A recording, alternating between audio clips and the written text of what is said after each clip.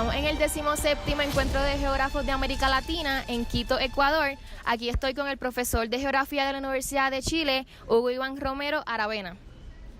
Bueno, estoy muy contento de conversar con ustedes. Este encuentro que está en la versión 17, o sea, hace 34 años que nos estamos reuniendo. Vale decir, seguramente partimos cuando ustedes no estaban ni siquiera pensados en nacer. Nosotros ya estábamos hablando de la geografía latinoamericana. Así que muchas gracias por la oportunidad de conversar. Muchas gracias. Pues durante la mañana de hoy nos gustaría que nos hablara un poco sobre la evidencia de cambios climáticos en centros urbanos.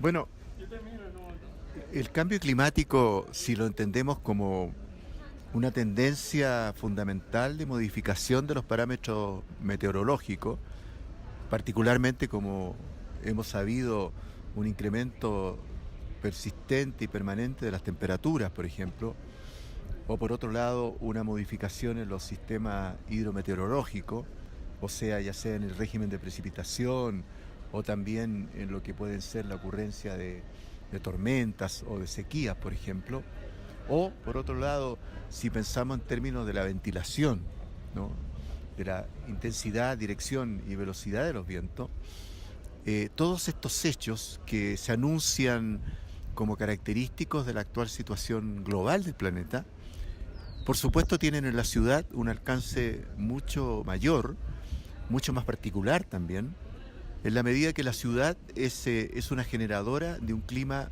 propio, de un clima diferente al clima regional y que además reúne otras características que también se emparentan con el cambio climático global, pero que al mismo tiempo marcan especificidades. Por ejemplo, el clima urbano definitivamente es una construcción social, ¿no? Por supuesto que también el cambio climático se entiende que está causado por las acumulaciones de carbono, y las acumulaciones de carbono son una acción social, una acción económica, una acción humana. Pero en el caso de la ciudad, no solamente se trata de producir un cierto tipo de contaminante, sino que se trata de construir un ecosistema humano que tiene características climáticas que inicialmente están destinados a proteger a la sociedad de los extremos, de las incertidumbres, de las variabilidades climáticas que afectan principalmente la salud y el confort de las personas, pero que también, por otro lado, tienen que brindar condiciones de habitabilidad, condiciones de urbanismo, o sea, generar una ciudad que sea vivible, que sea cómoda, que sea sustentable, que sea una ciudad que permite el desarrollo de las personas y de la sociedad. Entonces, tiene que cumplir varios requisitos y, consecuentemente, tiene que también ser capaz de generar un clima muy beneficioso y muy seguro para la sociedad. Y, por supuesto, no necesariamente lo que está ocurriendo, y nos resulta también difícil poder diferenciar cuánto de los fenómenos que estamos presenciando a nivel urbano se deben estrictamente a las alteraciones causadas por la construcción de la ciudad, cuántas de esas modificaciones reflejan las condiciones sociales que diferencian tan netamente a la ciudad latinoamericana y cuánto se debe a las tendencias de cambio global. Entonces, efectivamente, desacoplar estas tendencias siempre es una tarea ardua y creo que más que entrar en esa discusión, yo preferiría que nos concentráramos en los términos que hoy día discutimos el clima urbano. O sea, por un lado, si efectivamente es lo que esperamos como hábitat urbano. Por otro lado, si efectivamente estamos generando un clima de mayor calidad para la sociedad, o por el contrario, si estamos generando una situación propicia para desarrollar enfermedades, ya sea mentales, ya sea patología física, ya sea enfermedades agudas o enfermedades crónicas, ¿no?, e incluso mortalidades que son propias de la ciudad. Y además, un tercer rubro que me parece muy importante es el que dice relación con si efectivamente los costos y beneficios climáticos que están teniendo origen en la ciudad se distribuyen socialmente de forma justa y equitativa, o si por el contrario hay un cierto grupo social que disfruta de condiciones climáticas, de confortabilidad térmica, o por ejemplo de confortabilidad climática en general, de adecuada calidad del aire, de una presencia significativa de la vegetación en su hábito urbano, en fin, si disfruta de beneficios propios del clima urbano favorables Y si por el contrario hay un grupo sometido a riesgos exacerbados, como huracanes, como inundaciones, como sequía, que vive en lugares altamente contaminados, que vive en lugares de extremos térmicos, de extremos hídricos, de riesgos, y eso como consecuencia de su condición social. Porque si eso es así, quiere decir que el clima urbano es también una fuente de injusticia ambiental muy relevante. Entonces, todas estas dimensiones de calidad, de justicia, de riesgos, de confortabilidad, de diseño urbano, todas ellas nos obligan a reflexionar si efectivamente la climatología urbana en primer lugar y las otras disciplinas emparentadas como la ecología urbana, la hidrología urbana, o sea, todas aquellas construcciones sociales de los elementos del medio ambiente, están respondiendo a las expectativas y a la sustentabilidad global o no. Y por supuesto nuestro cuadro general a nivel latinoamericano es que cada vez estamos más lejos de cumplir con estos objetivos, ¿no? Y cada vez estas condiciones de buena condición climática, de seguridad ambiental, de reducción de riesgo, aparecen cada vez más concentradas en las élites y en los estratos más ricos de las ciudades. Y por el contrario, la mayoría de la población, particularmente en momentos en que en América Latina se nota un efecto de las políticas económicas muy grandes sobre las clases medias, por ejemplo. Entonces las clases medias pasan a engrosar mayoritariamente también el grupo social más vulnerable frente a estas variabilidades climáticas, como lo hemos visto en Puerto Rico, lo hemos visto en Brasil, lo hemos visto en Chile y prácticamente en toda América Latina, los huracanes, las inundaciones, las sequías prolongadas, la contaminación del aire, ¿no? No puede ser que casi todas las principales ciudades más contaminantes del mundo estén localizadas en América Latina, ¿no? No puede ser que ya tengamos en algunos territorios, en el sur de Argentina, en el centro de Chile, tengamos sequías prolongadas por 10 años, ¿no? Tenemos problemas muy graves de riesgo, tenemos desastres hidrometeorológicos prácticamente en toda América Latina todos los años, tenemos miles de muertos por estas situaciones, tenemos concentraciones contaminantes gigantescas en Medellín, ¿no? En Sao Paulo, en Bogotá, en casi todas las ciudades además que concentran industria. Tenemos un nuevo factor de contaminación ambiental masivo como es el automóvil privado, ¿no? Que efectivamente se ha convertido en el cáncer de las ciudades y por lo tanto registramos altísimas muertes. Hoy día las principales causas de muerte urbano son las enfermedades cardiovasculares, son los ataques al miocardio, son todas enfermedades o patologías causadas por la acumulación en nuestras venas y arterias de contaminantes, ¿no? Contaminantes que están impidiendo la circulación libre sanguínea. Y esos contaminantes son los contaminantes que nosotros respiramos permanentemente en la ciudad, ¿no? Entonces, de alguna manera nos estamos suicidando, ¿no? Y por supuesto que eso afecta crecientemente a la población de mayor edad, que cada vez es mayor en nuestras ciudades, y desde luego a los niños que siguen afectados por las enfermedades respiratorias, por las enfermedades propias de la contaminación, o también por las enfermedades que provocan los extremos térmicos, ya sea la hipotermia. Tenemos olas de frío importantes, principalmente en el sector sur de América del Sur, en Patagonia, ¿no? Al sur de la Amazonía, en grandes territorios de Brasil, hemos tenido durante los últimos años ondas de frío muy significativas que han causado muchas muertes. Pero también tenemos ondas de calor, ¿no? U olas de calor que también nos afectan crecientemente. Entonces, nuestras viviendas, nuestras ciudades no están preparadas para estos extremos climáticos, ¿no? Y evidentemente estamos generando, o de alguna manera hemos generado, una geografía del sufrimiento para la mayoría. Y eso parece ser inaceptable desde el punto de vista científico, desde el punto de vista de la responsabilidad académica, de la responsabilidad ética respecto a lo que estamos realizando, porque creo que todos estamos comprometidos en un mundo mejor. Entonces, estar construyendo ciudades que en la práctica se transforman en fuentes de enfermedades, en fuentes de violencia, en fuentes de inseguridad, en fuentes de intranquilidad, y por lo tanto de inestabilidad social, política, económica, ecológica, son todos factores que nosotros debiéramos reflexionar profundamente si efectivamente la geografía, primero, está proporcionando los conocimientos adecuados, ¿no? Base fundamental para poder vincular la ciencia con la toma de decisiones. Pero también necesitamos saber qué piensa la sociedad, ¿no? Cómo se siente respecto a esta incertidumbre, ¿no? Cuáles son sus fortalezas, cuáles son sus debilidades, cuáles son las organizaciones sociales que necesitamos, cuál es el rol del Estado, de los gobiernos, de la sociedad organizada respecto a todos estos temas. Necesitamos pensar más del asunto, pero principalmente necesitamos rescatar para la geografía todos estos temas, ¿no? Porque si no lo hacemos nosotros, ¿quién lo va a hacer? ¿No? También sería un tema relevante, ¿no? Porque al final los déficits que observamos, las incongruencias ambientales que percibimos, tienen mucho que ver en que los que están construyendo, diseñando, gestionando y habitando la ciudad no estamos conscientes de ninguno de estos temas.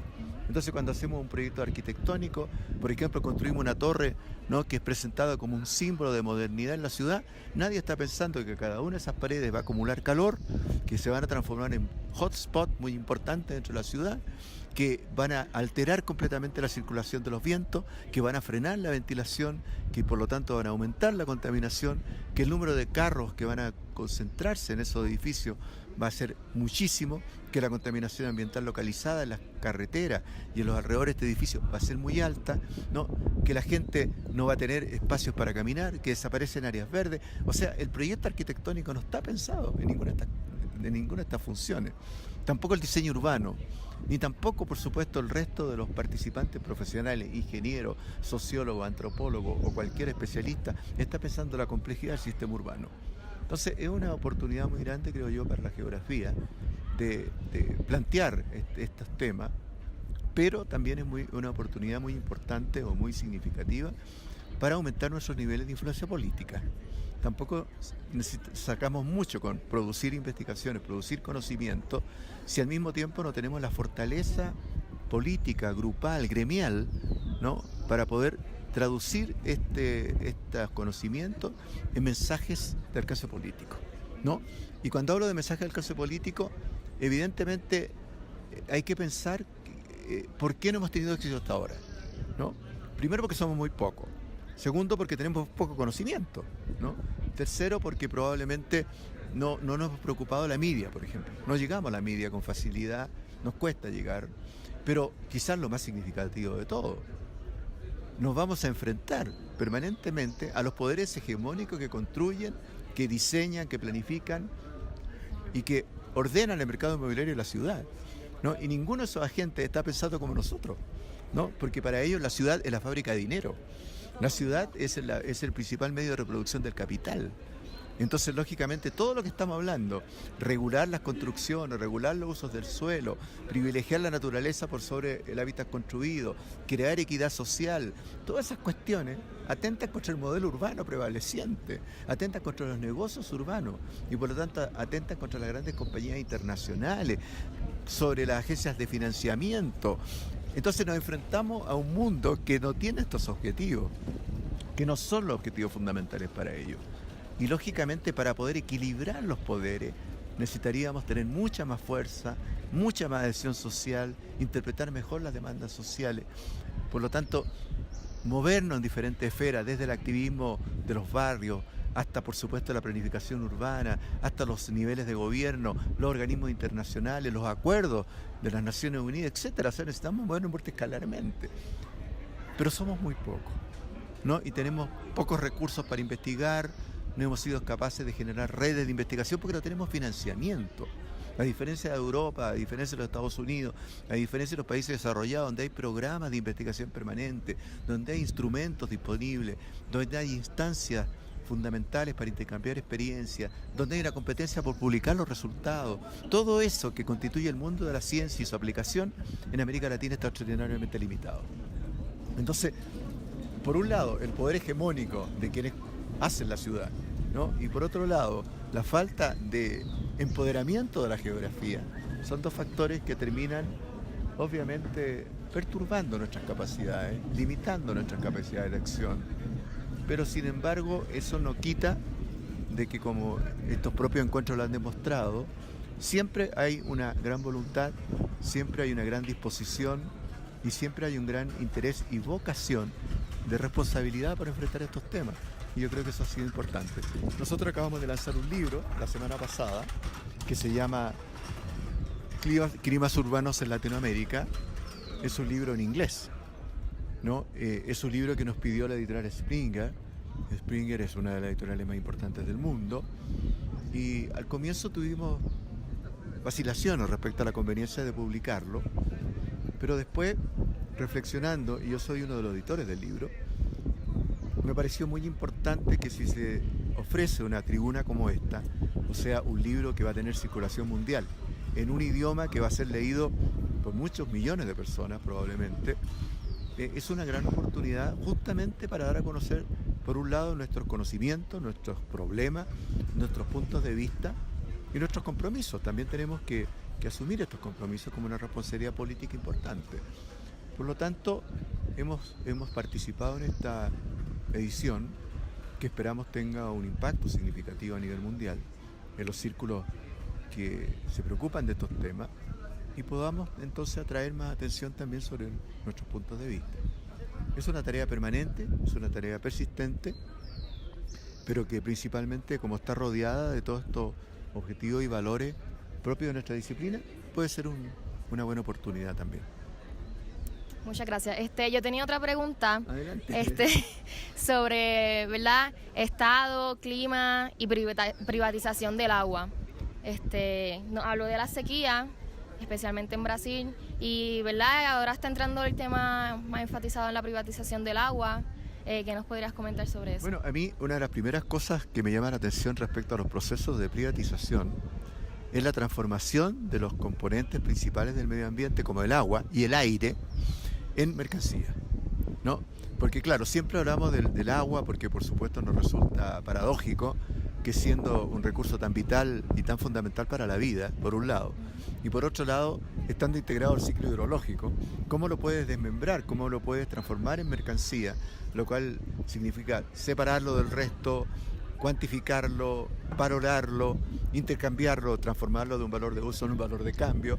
O sea, todo lo que significa el desencadenamiento de la transformación en mercado para el agua es todo un proceso, y un proceso con raigambre cultural, con alcance económico, con alcance político muy importante para poder conseguir toda esta modificación del concepto de agua, ¿no? Reducir el concepto de agua de toda su multifacética, porque el agua es vida, ¿no? En primer lugar, pero también es un recurso fundamental para la sobrevivencia del planeta, para la biodiversidad, para la cultura, para la medicina, para el estado sanitario, etcétera. Entonces el agua es mucho más que una mercancía, ¿no? O cuando vendemos y compramos agua, solamente estamos vendiendo el valor de uso, pero no estamos haciendo nada más, ¿no? ¿Te fijas? No estamos pensando, si le pusiéramos todo el valor espiritual, medicinal, sanitario, político, cultural al agua, sería muy cara, nadie la podría comprar, ¿no? Entonces el mercado se ha preocupado de transformarlo en un objeto de intercambio muy compacto, muy reducido, ¿no? Que no da cuenta de estas dimensiones, ¿no? Porque si no, pasa lo mismo con el suelo, ¿no? Si el suelo, por ejemplo, que se urbaniza, ¿no? Se calculara todo el precio que implica la pérdida de una hectárea de suelo, ¿no? De suelo agrícola, de suelo forestal, de conservación de la naturaleza. Si tú le calcularas todo el costo que significa urbanizarlo, sería tan caro que nadie lo compraría. Entonces es muy importante que solamente se trance en el mercado una parcialidad del valor total, ¿no? Que es el valor que el mercado está dispuesto a pagar, ¿no? Y por lo tanto, con esa lógica, desde luego no hay ninguna posibilidad de oponerse a la urbanización de los suelos, porque los usos de conservación, los usos forestales, los usos naturales no tienen un cálculo adecuado que permita cuantificar, pero más que nada porque el sistema de mercado no acepta esos valores. Entonces, si eso ocurre con el agua, ocurre con el suelo, a mí lo que más me llama la atención es que ocurra con el aire, ¿no? Porque de todos los bienes comunes y de los bienes libres, el aire sería el más libre de todos, porque desde luego no podemos ni estar 20 segundos sin respirar, ¿no? Entonces, el aire tiene que ser un bien común, ¿no? No cabe ninguna duda que el aire de todos los bienes comunes es el más imprescindible porque forma parte de nuestra fisiología. ¿Y qué pasa si reconocemos que el aire, por lo menos el aire urbano, ya no es más un bien común? ¿No? Porque en primer lugar uno vive, particularmente en la ciudad más contaminada, ¿no? Como puede ser Sao Paulo, Bogotá o Santiago de Chile, uno vive en un barrio de acuerdo a la calidad del aire, ¿no? Y el valor del predio que uno compra, el valor del bien inmueble que uno compra, tiene incorporada la calidad del aire. No es lo mismo vivir en un barrio contaminado que en un barrio no contaminado, ¿no? Entonces, en el caso, por ejemplo, yo he estudiado algunas situaciones de aire contaminado urbano, pero en el caso de Santiago, un día de máxima contaminación urbana. En los barrios ricos de la ciudad hay 1/10 de contaminación de los barrios pobres, ¿no? O sea, dicho de otra manera, los barrios pobres están instalados exactamente en los sitios de mayor concentración de contaminantes, por un lado, y por otro lado, las industrias contaminantes se localizan en los barrios pobres porque el valor del suelo es más bajo. ¿Te fijas? Entonces, se produce un clúster de contaminación, ¿no? En que todos los factores económicos, sociales, culturales y políticos interactúan para generar estos barrios que podríamos llamar barrios de sacrificio. En Chile le estamos llamando territorio de sacrificio, ¿no? Entonces, un día de máxima contaminación, en estos sectores tenemos 800 microgramos de material particulado y en el barrio rico tenemos 80, ¿no? Entonces, nos da lo mismo vivir en un sector de la ciudad que en otro. Y para eso, para poder acceder a áreas de la ciudad con aire limpio, necesitas pagar la columna de aire. Como no tenemos un mercado para el aire, ¿no? Le incorporamos el valor o lo subrogamos en el valor del predio, en el valor del suelo. ¿Te fijas? O lo mismo nos pasa con el otro fenómeno privatizado dentro de la ciudad, que es la biodiversidad, ¿no? A través de las áreas verdes y los jardines. Otra vez, ¿te fijas?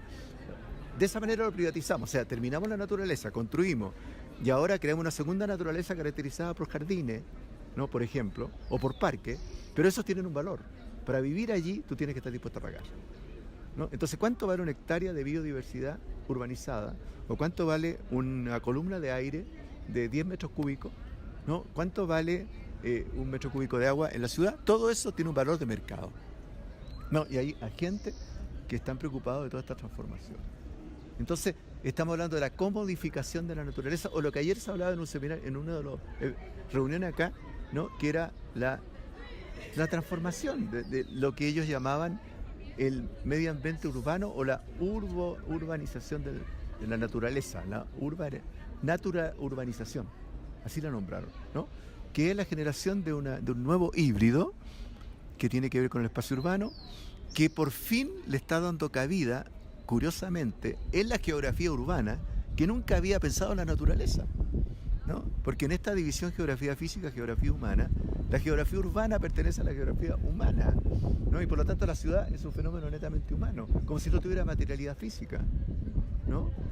Y yo creo que los geógrafos físicos fueron muy poco audaces, ¿no? En plantear de que efectivamente estábamos en presencia de unos objetos que no son estrictamente naturales ni estrictamente sociales, sino que son exactamente la hibridación entre ambos.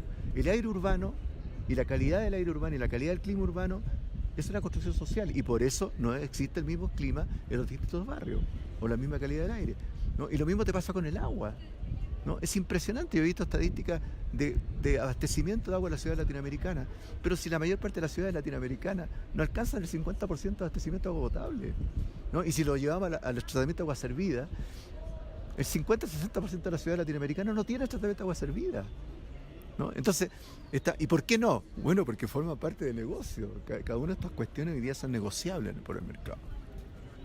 Entonces, el tema fundamental, quizás más crítico, es cómo le devolvemos a la ciudad el carácter histórico, el carácter de proyecto colectivo, cómo recomponemos que el medio ambiente urbano es un bien común, ¿no? Cómo lo valoramos, y principalmente cómo lo transformamos de una commodity que solamente permite el acceso de algunos pocos a un bien común para todos. Una ciudad en que el aire sea equitativo, en que el agua sea equitativa, en que los jardines y las áreas verdes sean equitativas y sean todas expresiones de una equidad general.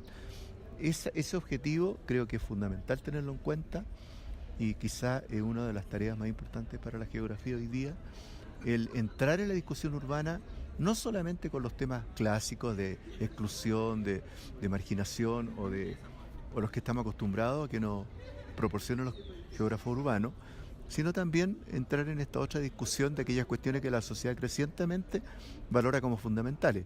Por ejemplo, la seguridad. Pero no solamente la seguridad ciudadana, la seguridad ante los riesgos, la seguridad, ustedes la han visto cruelmente en Puerto Rico, ¿no es cierto? O sea, ¿cuál es la capacidad de nuestras ciudades de enfrentar un evento extremo de la naturaleza? ¿No? No estamos preparados para eso. Nuestras ciudades son precarias, son absolutamente espontáneas, son muy débiles frente a lo que estamos hablando. Y lo dramático que lo que estamos hablando ha ocurrido históricamente. Entonces tampoco estamos hablando de hechos nuevos. Estamos hablando de cosas que probablemente de variaciones de magnitud, pero han ocurrido, están grabadas históricamente en nuestras ciudades. ¿Por qué no las consideramos? Bueno, porque viene el mercado y se superpone y estandariza todo.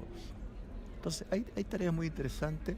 Yo creo que se abre campo muy muy conceptualmente muy interesante, muy atractivo para la geografía, ¿no? Y va a depender mucho de nosotros que lo tomemos y lo implementemos, pero hay reflexiones fuertes acá.